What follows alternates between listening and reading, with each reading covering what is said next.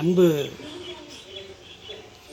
என்னுடைய நட்புகளே, வணக்கம். இன்னைக்கு இந்த நீர் சம்பந்தமான நீரை பற்றி பார்க்க போகிறோம். இப்போ நீர், மழை நீர்னே வச்சுக்கோங்களேன். மழை நீர் அப்படின்னு வச்சுக்கோங்களேன்.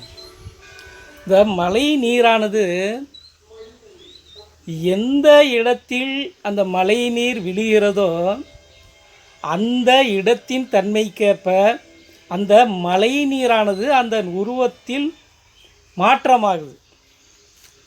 என்ன நான் சொல்கிறது, இப்போ ஒரு செம்மண்ணில் விழுந்துச்சு அப்படின்னோம்னாக்கா அந்த மழை நீர் வெள்ளையாக இருக்கும். நமக்கு எல்லாருக்கும் தெரியும், இந்த மழை நீர் வெள்ளையாக இருக்கிற அந்த மழை நீரானது ஒரு செம்மண் நிலத்தில் அந்த மழை துளி விழுந்தோடனே அந்த மழை செம்மண் கரைசலாக மாறிடுது.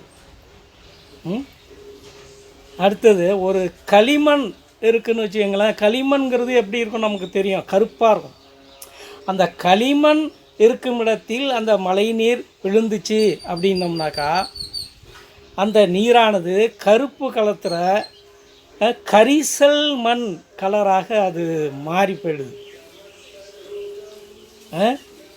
அப்படி எங்கே அந்த மழைத்துளியானது எந்த இடத்தில் விழுகிறதோ அதை பொறுத்து அந்த மழை நீரின் வெள்ளையாக இருக்கக்கூடிய மழையின் நீரின் தன்மை மாறி போயிடுது.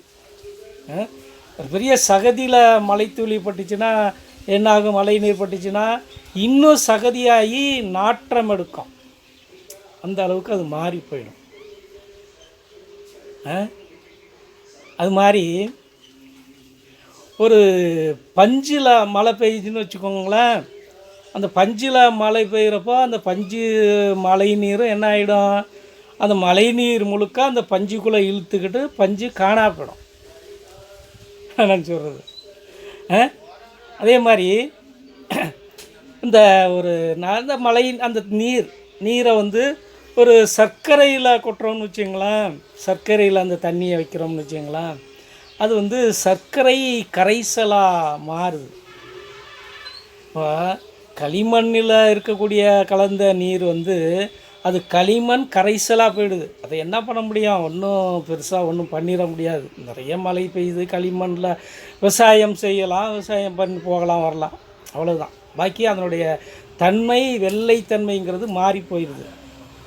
ஒரு பஞ்சில் மாறி இடத்துல மழை தண்ணீர் பட்டுச்சுனாக்கா அது அந்த பஞ்சில் உறிஞ்சி அந்த தண்ணி காணா போயிடுது.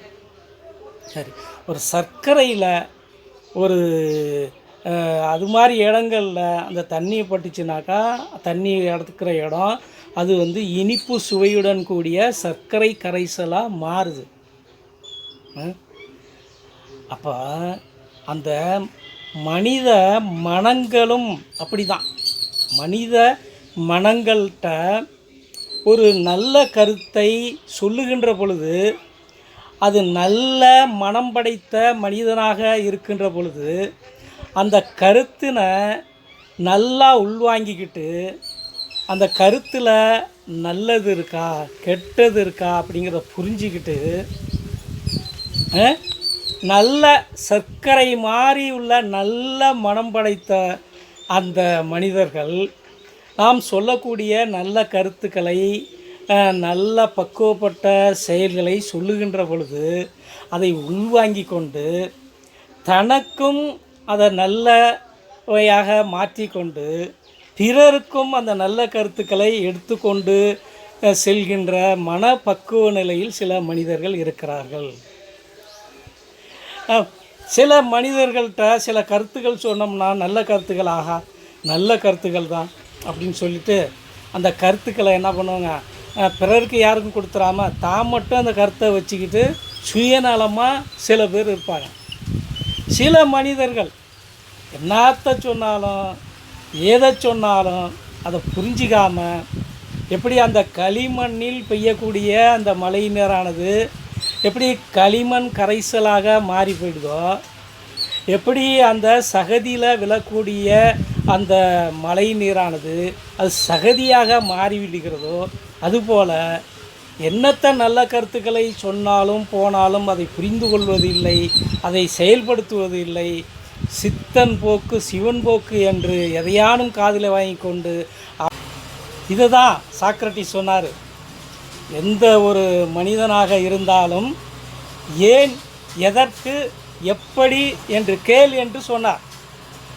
அப்படி அந்த காலத்தில் இப்படியெல்லாம் சிந்திக்க வைத்த அந்த சாக்ரட்டிஸை அந்த நாட்டு எகிப்து நாட்டு மன்னர்கள் இவன் புரட்சி செய்கிறான், இவர் இளைஞர்களை கெடுக்கிறான் என்று அவருக்கு விஷம் வைத்து கொள்ள தள்ளாடும் வயதில், சாகக்கூடிய வயதில் விஷம் வைத்து கொள்ள வேண்டும் என்று அந்த அங்கே இருக்கக்கூடிய பெரும் பணக்காரர்கள், ஜமீன்கள் அத்தனை பேர்களும் ஒரு மன்னரிடம் முறையிடுகிறார்கள். இந்த மன்னன் சொல்கிறாரு, இவர் வயசானவராக இருக்கார், இவர் விஷம் வச்சு கொள்கிற அளவுக்கு என்ன பெரிய தவறை இவர் செய்திருக்க போகிறாரு, பாவம் இல்லையா அப்படின்னு கேட்குறாரு.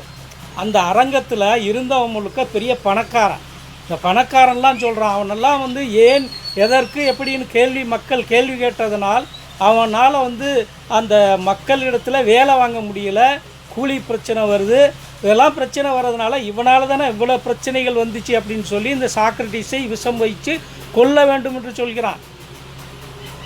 இப்படி ஒன்றுமே அறியாத இந்த ஏன் எதற்கு என்று கேட்ட இந்த சாக்ரட்டை விஷம் வைத்து கொள்வதா என்று அந்த கிரேக்க நாட்டு மன்னன் யோசிக்கிறாரு. அப்போ சபையில் இருக்கிறவங்களாம் பணக்காரனாக இருக்கிறதுனால எல்லாம் கொல்லு கொல்லு, விஷம் வச்சு கொல்லு கொல்லு என்று கத்துகிறார்கள். வேறு வழி இல்லாமல் அந்த மன்னன் இந்த சாக்ரட்டிஸுக்கு ஒரு கோப்பை நிறைய விஷத்தை கொடுக்க சொல்கிறான். வாங்கி பார்க்குறாரு, கோப்பை நிறைய விஷம். நாமளாக இருந்தால் விஷத்தை குடி அப்படின்னு சொன்னப்பயே நம்ம என்ன பண்ணுவோம்னாக்கா அப்படியே மயங்கி விழுந்து செத்து போயிடுவான். குடிக்கிறதுக்கு முன்னாடியே விஷத்தை கொடுத்து கொல்ல போகிறாங்கிறாள்ட்டு மயங்கி விழுந்து செத்து போயிடுவான். அவர் அந்த விஷக்கோப்பையை வாங்கினார், அப்படியே கடகடகடவென்று குடித்தார். குடிச்சிட்டு சிரித்தார். அந்த இருக்கின்ற அந்த சபையில், அரச சபையில் இங்கும் அங்குமாக நடந்துக்கிட்டு வீரவசனம், சாகிறதுக்கு முன்னாடி வீரவசனம் பேசினார். ஏதென்ஸ் நாட்டு மக்களே, நான் இன்னைக்கு விஷம் வச்சு என்னை கொல்லுகிறார்கள், நான் சாவதை பற்றி எல்லாம் ஒன்றும் கவலைப்படவில்லை. ஆனால் என் மக்களே, ஒவ்வொரு செயலிலும், ஒவ்வொருத்தரிடையும், மக்களிடத்திலும், உங்களை அடக்கி ஆள்கிறவரிடத்திலும் நீங்கள் ஏன், எதற்கு, எப்படி என்று கேளுங்கள் என்கின்ற மிக பெரிய சோசியலிச கருத்தை விதைத்தார். ஏன் என்று கேட்டால் அந்த வேலையை ஏன் செய்ய வேண்டும் என்பதற்கான விடை கிடைத்துவிடும். எப்படி என்று கேட்டால் எப்படி செய்ய வேண்டும் என்பதற்கு விடை கிடைத்துவிடும். எதற்கு செய்ய வேண்டும் என்று கேட்டால் இந்த சமுதாயத்திற்கு அந்த செயலினால் நல்லது நடக்குமா கெட்டது நடக்குமா என்கின்ற விடை கிடைத்துவிடும். ஆகவே ஏன், எதற்கு, எப்படி என்று கேளுங்கள் என்று கேட்டு அந்த சபையிலே வீர வசனம் பேசி மாய்ந்து போனார் சாக்ரட்டிஸ். அன்பு உறவுகளே, நீங்களும் அதனை போல ஒவ்வொன்றையும் சிந்தித்து நல்ல கருத்துக்களா கெட்ட கருத்துக்களா என்பதை சிந்தித்து செயல்பட வேண்டும் என்று இந்த நேரத்திலே கேட்டுக்கொள்கிறேன். இந்த காட்சி, இந்த பதிவு உங்களுக்கு பிடித்திருக்கும் என்று நினைக்கிறேன். லைக் பண்ணுங்கள், சப்ஸ்கிரைப் பண்ணுங்கள், ஷேர் பண்ணுங்கள். நன்றி.